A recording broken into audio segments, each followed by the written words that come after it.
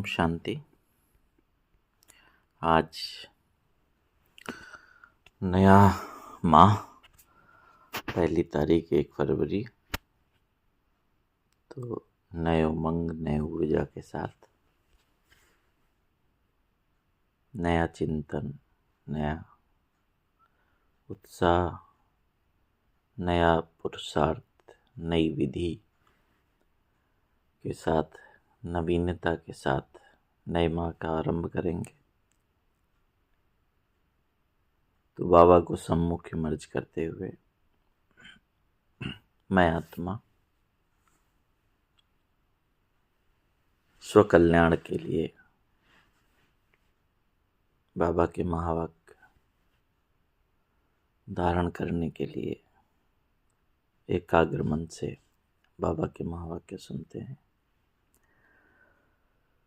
आज 1 फरवरी की मुरली है। मुरली का सार है, मीठे बच्चे, तुम आत्माओं का स्वधर्म शांति है। तुम्हारा देश शांति धाम है। तुम आत्मा शांत स्वरूप हो, इसलिए तुम शांति मांग नहीं सकते, है ना। तो बाबा ने किसका परिचय दिया? हमारे सत्य धर्म का, हमारे घर का। तो हम आत्मा कौन है? शांत स्वरूप आत्मा है। हमारा धर्म ही है, स्वधर्म ही है शांति। तो किसी से मांगना नहीं है ना, हमें शांति स्वरूप। प्रश्न है, तुम्हारा योग बल कौन सी कमाल करता है? दुनिया में कई सारे बल हैं, ज्ञान का बल, शक्ति का बल, धन का बल, लेकिन योग का बल सबसे बड़ी कमाल करता है। कौन सा? योग बल से तुम सारी दुनिया को पवित्र बनाते हो। तुम कितने थोड़े बच्चे योग बल से ये सारा पहाड़ उठाए सोने का पहाड़ स्थापन करते हो, है ना। गोवर्धन का उदाहरण दिया बाबा ने कि इस सभी उंगली दे के कैसे गोवर्धन रूपी पहाड़ को उठा देते। तो उन्होंने कलयुग रूपी पहाड़ को उठाकर सोने का पहाड़ स्थापन करते। 5 तत्व सतो प्रधान हो जाते हैं, अच्छा फल देते हैं। सतो प्रधान तत्वों से ये शरीर भी सतो प्रधान होते हैं। वहाँ के फल भी बहुत बड़े बड़े स्वादिष्ट होते हैं। सब किसका कमाल है? योग बल। जितना योग में रहेंगे, आत्मा भी पवित्र, प्रकृति भी पवित्र, तत्व भी पवित्र है। तो सतो प्रधान दुनिया हो जाती है। ओम शांति। जब ओम शांति कहा जाता है तो बहुत खुशी होनी चाहिए, क्योंकि वास्तव में आत्मा है ही शांत स्वरूप। उसका स्वधर्म ही शांत है। इस पर सन्यासी भी कहते हैं, शांति का तो तुम्हारे गले में हार पड़ा है। शांति को बाहर कहाँ ढूंढते हो? आत्मा स्वतः शांत स्वरूप है। इस शरीर में पाठ बजाने आना पड़ता है। आत्मा सदा शांत रहे तो कर्म कैसे करेगी? कर्म तो करना ही है। हाँ, शांति धाम में आत्माएं शांत रहती हैं, वहाँ शरीर है नहीं। ये कोई भी सन्यासी आदि नहीं समझते कि हम आत्मा हैं, शांति धाम में रहने वाली हैं। बच्चों को समझाया गया है शांति धाम हमारा देश है, फिर हम सुख धाम से आकर पार्ट बजाते हैं, है ना। पहले शांति धाम में रहते हैं, फिर जाते हैं सुख धाम। फिर रावण राज होता है दुख धाम। कुछ दिन पहले बाबा ने 3 नाम बताए ना। शांति धाम जहाँ आत्माएं रहती हैं, फिर आती हैं सुख धाम, फिर हो जाता है दुख धाम। ये 84 जन्मों की कहानी है। भगवान वाच है ना अर्जुन प्रति की, तुम अपने जन्मों को नहीं जानते हो। एक को क्यों कहते हैं? क्योंकि एक की गारंटी है। इन राधे कृष्ण की तो गारंटी है ना, तो इनको ही कहते हैं, है ना। लेकिन है क्या तत्व? तो मतलब एक के द्वारा सब आत्माओं के लिए कहते हैं। जैसे ब्रह्मा की कहानी, वैसे तुम ब्रह्मा कुमार कुमारियों की भी कहानी है ना। तो एक का उदाहरण देके बाबा समझाते हैं। ये बाप भी जानते हैं, बच्चे भी जानते हैं कि ये जो सब बच्चे हैं सब तो 84 जन्म लेने वाले नहीं है। लेकिन बाबा एक की गारंटी लेता है ना, ब्रह्मा की। तो इसलिए बाबा उसका उदाहरण देके समझाता है। कोई बीच में आएंगे, कोई अंत में आएंगे, लेकिन इनकी तो सर्टेन है ना। ब्रह्मा बाबा का तो निश्चय है। इनको कहते हैं, हे बच्चे, तो ये अर्जुन हुआ ना, रथ पर बैठा हुआ है ना। तो गीता में भी दिखाते हैं ना, रथ पर बैठकर ज्ञान दिया। तो कौन सा रथ? ये भाग्यशाली ब्रह्मातन का रथ। बच्चे खुद भी समझ सकते हैं कि हम जन्म कैसे लेंगे, सर्विस ही नहीं करते तो सतयुग नई दुनिया में पहले कैसे आएंगे? इनकी तकदीर कहाँ है? पीछे जो जन्म लेंगे उनके लिए तो पुराना घर होता जाएगा ना, है ना। जितना लेट आएंगे उतनी दुनिया पुरानी हो जाएगी। मैं इनके लिए कहता हूँ जिनके लिए तुमको भी सर्टेन है ना। हम सब बच्चे भी समझते हैं, उनके पुरुषार्थ को देखकर, उनकी तपस्या को देखकर, उनके समर्पण को देखकर कि ये पहले नंबर की आत्मा है। तुम भी समझ सकते हो कि मम्मा बाबा 84 जन्म लेते हैं। कुमारका है, जनक है, ऐसे ऐसे महारथी जो हैं वे 84 जन्म लेते हैं। कुमारका किसको कहते हैं? दादी प्रकाश मणि को। क्यों नाम दिया कुमार का? क्योंकि कुमारों के प्रति विशेष स्नेह था। है जनक, जानकी दादी, है ना। तो बाबा के नाम दिए हुए, तो बाबा ने ऐसी आत्माओं को निश्चय बोला कि 84 जन्म लेते हैं। जो सर्विस नहीं करते तो जरूर कुछ जन्म बाद में आएंगे। समझते हैं हम तो नापास हो जाएंगे, पिछाड़ी में आ जाएंगे। स्कूल में दौड़ी पहन निशाने तक आकर फिर वापस लौटते हैं। सब एक रस हो ना सके, है ना। जो रेस होती है ना, दौड़ाया जाता है कि ये स्थान छू कर वापस आना है, तो कौन कब आगे चला जाता है, कौन कब पीछे चला जाता है। सब रेस में एक रस हो ना सके। रेस में जरा पाँव इंच का भी फर्क पड़ता है तो प्लस में आ जाता है। ये भी है अश्व रेस। अश्व घोड़े को कहा जाता है, रथ को घोड़ा कहा जाता है। बाकी ये जो दिखाते हैं कि दक्ष प्रजापिता ने यज्ञ रचा, उसमें घोड़े को हवन किया, यह सब बातें हैं नहीं। न दक्ष प्रजापिता है, न कोई यज्ञ रचा है। पुस्तकों में भक्ति मार्ग की कितनी दंत कथाएं हैं, उसका नाम ही है कथा, है ना। क्या बोलते हैं? माइथोलॉजी। तो मिथ माने क्या होता है? झूठ, कल्पना। तो कथा माने भी कथा, कहानी माने कथा क्या होती है? बनाई जाती है ना। बहुत कथाएं सुनते हैं। तुम तो ये पढ़ते हो, पढ़ाई को कथा थोड़ी कहेंगे, है ना। जो सत्य है, बाबा पढ़ा रहा है, ये कथा नहीं है ये है पढ़ाई। स्कूल में पढ़ते हैं, एम ऑब्जेक्ट रहती है, हमको इस पढ़ाई से ये नौकरी मिलेगी, कुछ ना कुछ मिलता है। अभी तुम बच्चों को दई अभिमानी बहुत बनना है, यही मेहनत है। बाप को याद करने से ही विकर्म विनाश होंगे, खास याद करना होता है। ऐसे नहीं कि मैं शिव बाबा का बच्चा हूँ ना, फिर याद क्या करे। नहीं, याद करना है अपने को स्टूडेंट समझकर।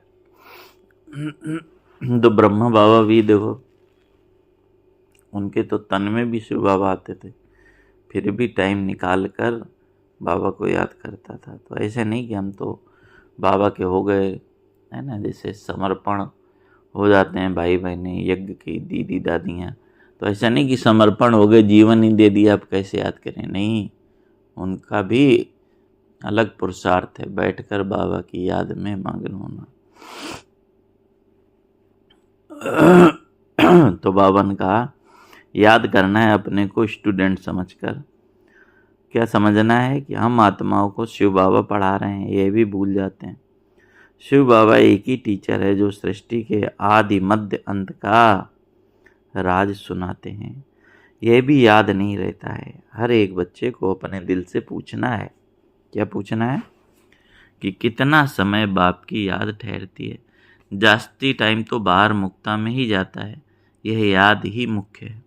इस भारत की योग की बहुत महिमा है, परंतु योग कौन से खिलाते हैं ये किसको पता नहीं है। गीता में श्री कृष्ण का नाम डाल दिया है। अब श्री कृष्ण को याद करने से तो एक भी पाप नहीं कटेगा, क्योंकि वह तो शरीरधारी है, 5 तत्वों का बना हुआ है। उनको याद किया तो गोया मिट्टी को याद किया, 5 तत्वों को याद किया। शिव बाबा तो अशरीरी है, इसलिए कहते हैं अशरीरी बनो, मुझ बाप को याद करो।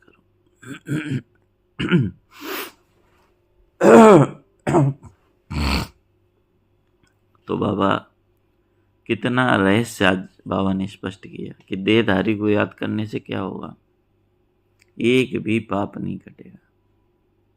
राम कृष्ण हनुमान। किस लिए?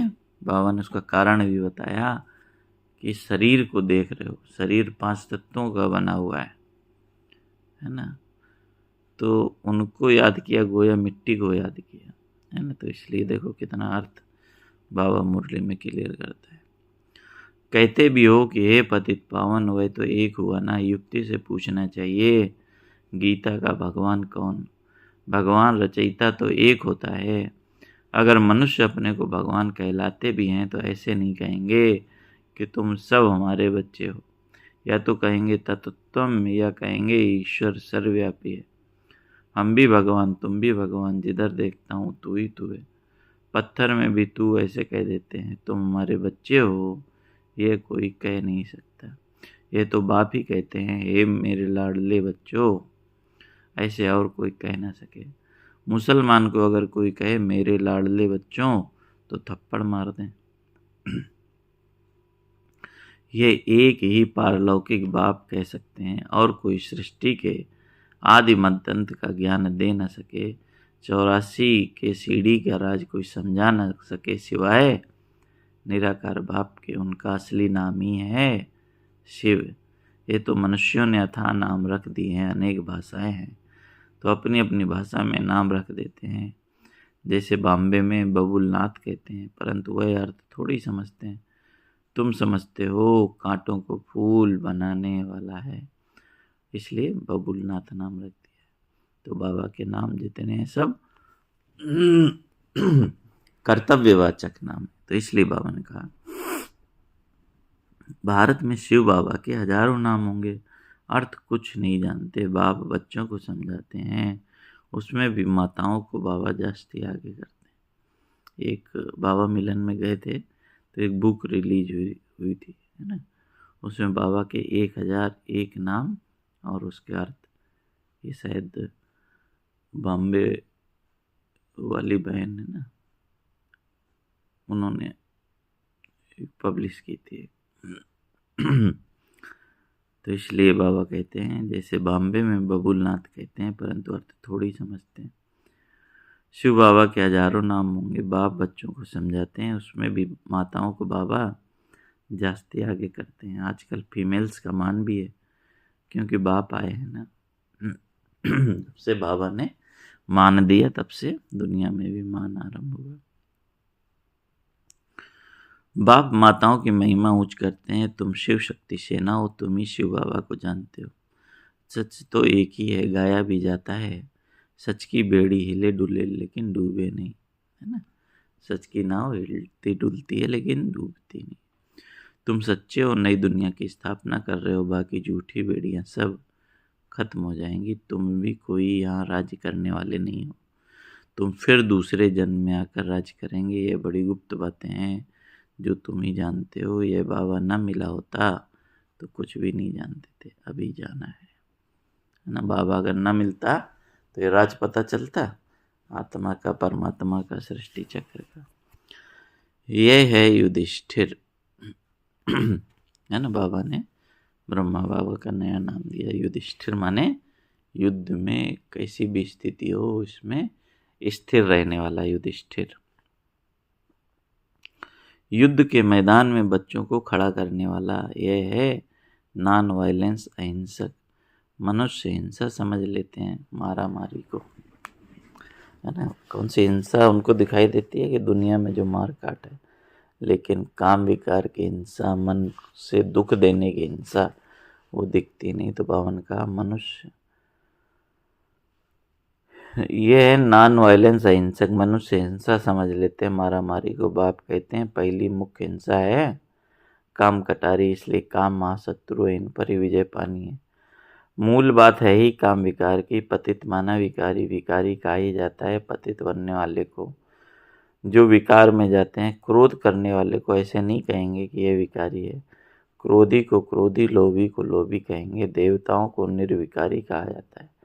देवताएं निर्लोभी, निर्मोही, निर्विकारी हैं, वह कभी विकार में नहीं जाते। तुमको कहते हैं कि विकार बगैर बच्चे कैसे होंगे, उन्हों को तो निर्विकारी मानते हो ना।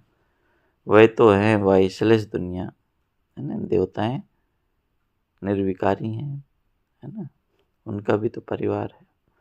तो भगवान बोला द्वापर कलयुग है, विशेष दुनिया, खुद को विकारी, देवताओं को निर्विकारी कहते हैं। तुम जानते हो हम भी विकारी थे, अब इन जैसा निर्विकारी बन रहे हैं। कहने जैसा, देवताओं जैसा। इन लक्ष्मी नारायण ने भी याद के बल से यह पद पाया है, फिर पा रहे हैं। हम भी देवी देवता थे, हमने कल पहले ऐसे ही राज्य पाया था, फिर गंवाया, फिर अब पा रहे हैं। यही चिंतन बुद्धि में रहे तो भी खुशी रहेगी, परंतु माया ये स्मृति भुला देती। बाबा जानते हैं तुम स्थायी याद में रह नहीं सकेंगे। तुम बच्चे अडोल बन याद करते रहो तो जल्दी कर्मातीत अवस्था हो जाए और आत्मा वापस चली जाए, परंतु नहीं, पहले नंबर में तो ये जाने वाला है। फिर है शिव बाबा की बारात। शादी में माताएं मिट्टी के मटके में ज्योति जगा कर ले जाती हैं, ये निशानी है।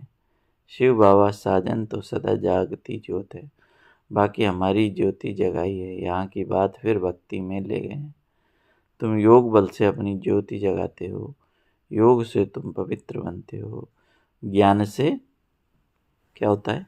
योग से तो पवित्र बनते हो, ज्ञान से धन मिलता है। पढ़ाई को सोर्स ऑफ इनकम कहा जाता है। योग बल से तुम खास भारत और आम सारे विश्व को पवित्र बनाते हो। इसमें कन्याएं बहुत अच्छी मददगार बन सकती हैं। सर्विस कर ऊंच पद पाना है, जीवन हीरे जैसा बनाना है, कम नहीं। गाया जाता है फॉलो फादर मदर, सी मदर फादर और अनन्य ब्रदर सिस्टर। फॉलो किसको करना है? ब्रह्मा बाबा और मम्मा को। देखना किसको है? मदर फादर और अनन्य ब्रदर सिस्टर। जो भाई बहनें, दीदी दादियाँ, उनको देख सकते हो, लेकिन फॉलो करने की छुट्टी केवल मम्मा और बाबा को दी है ना, केवल उनको ही देखना है। तुम बच्चे प्रदर्शनी में भी समझा सकते हो कि तुमको दो फादर हैं, लौकिक और पारलौकिक। इसमें बड़ा कौन? बड़ा तो जरूर बेहद का बाप हुआ, वर्षा उनसे मिलना है। अभी वर्षा दे रहे हैं, विश्व का मालिक बना रहे हैं। भगवान वाच तुमको राजयोग सिखलाता हूँ, फिर तुम दूसरे जन्म में विश्व के मालिक बनेंगे। बाप कल्प भारत में आकर भारत को बहुत साहूकार बनाते हैं, तुम विश्व के मालिक बनते हो। इस पढ़ाई से, उस पढ़ाई से क्या मिलेगा, है ना, लौकिक पढ़ाई से क्या प्राप्ति है। यहाँ तो तुम हीरे जैसा बनते हो 21 जन्म के लिए। उस पढ़ाई और इस पढ़ाई में रात दिन का फर्क है। ये तो बाप टीचर गुरु एक ही है। बाप का वर्षा, टीचर का वर्षा, गुरु का वर्षा सब देते हैं। अब बाप कहते हैं देह सहित सबको भूलना है। आप मुए मर गई दुनिया, बाप के अडॉप्टेड बच्चे बने, बाकी किसको याद करेंगे।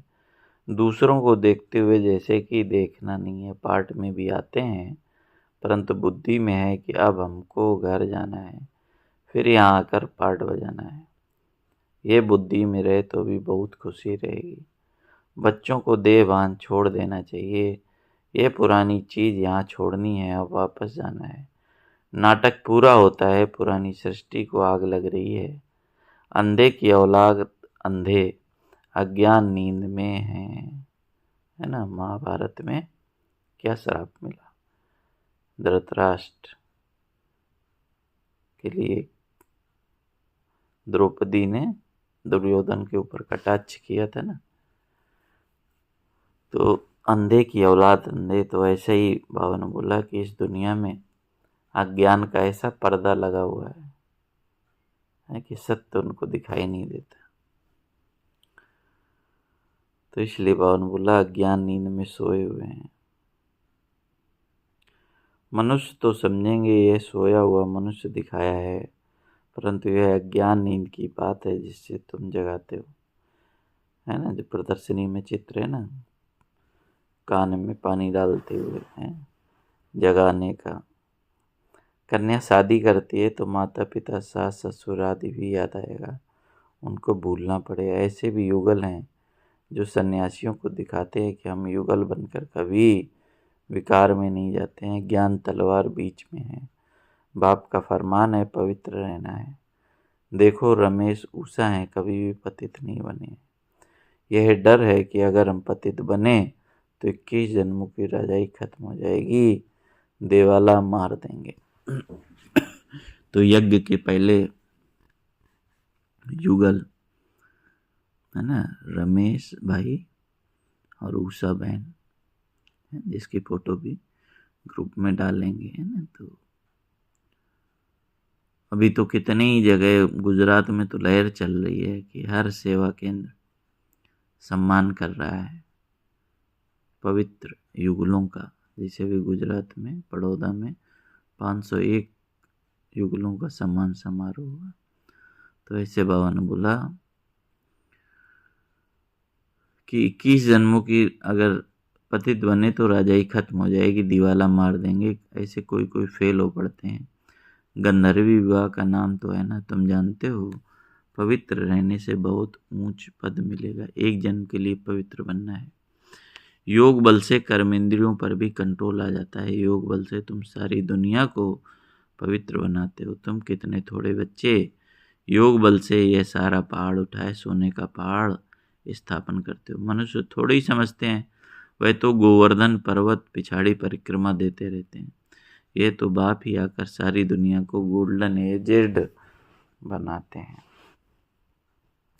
ऐसे नहीं कि हिमालय कोई सोने का हो जाएगा, वहाँ तो सोनों की खानियाँ भारतु हो जाएंगी। 5 तत्व सतो प्रधान है, फल भी अच्छा देते हैं। सतो प्रधान तत्वों से ये शरीर भी सतो प्रधान होते हैं, वहाँ के फल भी बहुत बड़े बड़े स्वादिष्ट होते हैं। नाम ही है स्वर्ग। तो अपने को आत्मा समझ बाप को याद करने से विकार छूटेंगे। देह अभिमान आने से विकार की चेष्टा होती है। योगी कभी विकार में नहीं जाएंगे। ज्ञान बल तो है, परंतु योगी नहीं होगा तो गिर पड़ेगा। जैसे पूछा जाता है पुरुषार्थ बड़ा या प्रारब्ध, तो कहते हैं पुरुषार्थ बड़ा। वैसे इसमें कहेंगे योग बड़ा। योग से ही पतित पावन बनते हैं। अब तुम बच्चे तो कहेंगे कि हम बेहद के बाप से पढ़ेंगे। मनुष्य से पढ़ने से क्या मिलेगा? मास में कमाई कितनी होगी?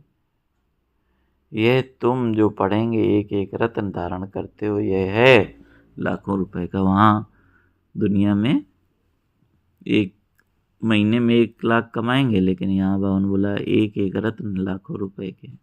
वहाँ पैसे की गिनती नहीं की जाती, अनगिनत धन होता है। सबको अपनी अपनी खेतियाँ आदि होती हैं। अब बाप कहते हैं हम तुमको राजयोग सिखलाते हैं, यह है एम ऑब्जेक्ट। पुरुषार्थ करके ऊंच बनना है, राजधानी स्थापन हो रही है। इन लक्ष्मी नारायण ने कैसे प्रारब्ध पाई, इनकी प्रारब्ध को जान गए तो बाकी क्या चाहिए, है ना। अगर हमें तरीका पता चल गया कि कैसे हम ये लक्ष्मी नारायण ऐसे कैसे बने, तो बस उसी को फॉलो करना है। तो बावन बोला फिर और क्या चाहिए। अभी तुम जानते हो कल 5000 वर्ष बाद बाप आते हैं, भारत को स्वर्ग बनाते हैं। तो बच्चों को सर्विस का उमंग होना चाहिए। जब तक कोई को रास्ता नहीं बताया खाना नहीं खाएंगे। इतना मतलब नियम है, दादियों ने करके दिखाया। तो इतना उमंग उत्साह होना चाहिए, तब ऊंच पद पा सकते हैं। अच्छा, मीठे मीठे सिकलदे बच्चों प्रति माता पिता बाप दादा का याद प्यार और गुड मॉर्निंग। रूहानी बाप की रूहानी बच्चों को नमस्ते। हम रूहानी बच्चों की रूहानी बाप दादा को याद प्यार गुड मॉर्निंग। नमस्ते बाबा, नमस्ते, शुक्रिया बाबा, शुक्रिया। धारणा के लिए मुख्य सार है,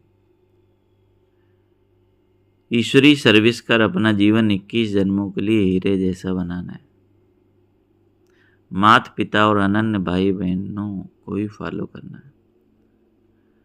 दूसरा है कर्मातीत अवस्था बनाने के लिए देह सहित सबको भूलना है।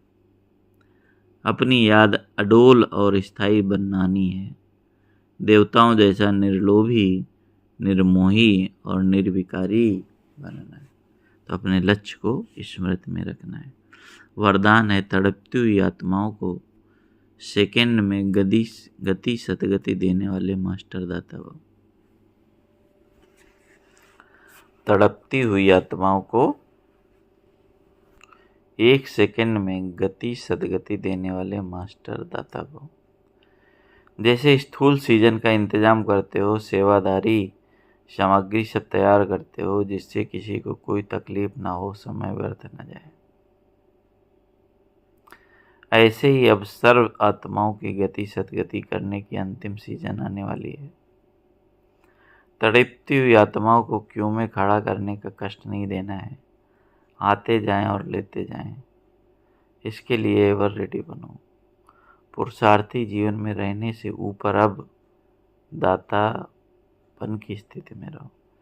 ये नहीं कि जब से बाबा का ज्ञान मिला अभी तक पुरुषार्थी अपने को समझना है, नहीं। अब उससे ऊपर उठकर दातापन की स्थिति में आ जाओ।